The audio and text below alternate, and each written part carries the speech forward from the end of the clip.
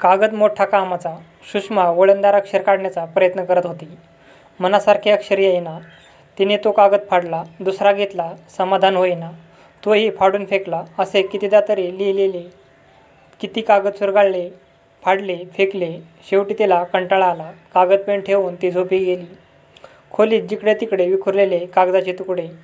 तेच तिच्या स्वप्नात आले. तिच्या भोवती गरगर फिरू लागले.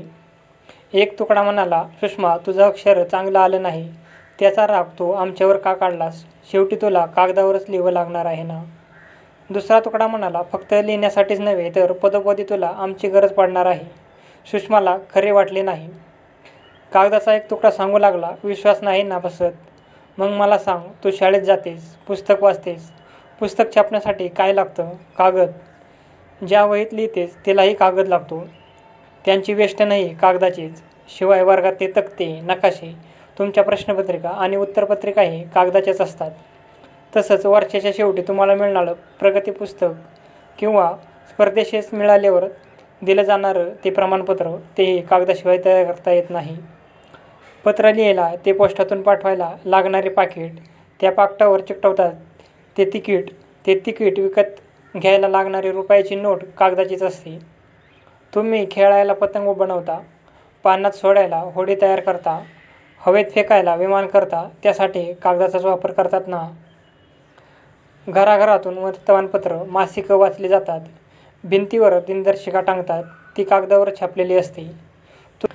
तुम्ही प्रदर्शन पाहायला तिकीट काढता, आगगाडी, बसगाडीची तिकीटं, तीही कागदाचीच असतात. शाळेतील थोर महात्म्यांची, आपल्या घरात आईवडिलांची छायाचित्रं लावलेली असतात, तीसुद्धा नाना तऱ्हेच्या कागदावर छापलेली आपण बघतो. कागदापासून तयार केलेली शोभेची फुलं, पानं अगदी खरेखुरी वाटावी एवढी सुंदर होतात. एवढंच काय, तुमच्यासाठी खावा आणतात, तोही कागदाच्याच पुड्यात बांधलेला असतो. कागदाचा एक तुकडा वाऱ्याने उडून सुषमाच्या तोंडावर जोरात पडला. तशी सुषमा खडबडून उठली. आपणच फेकलेले कागदाचे चिटोरे आपल्याला पाहून हसत आहेत असे तिला वाटले.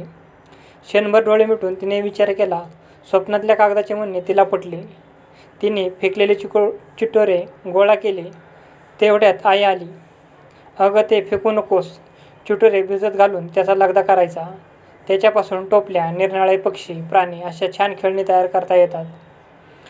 कागदाचा असाही उपयोग होतो हे सुषमाला नव्याने कळले आणि ती त्या कामाला लागली.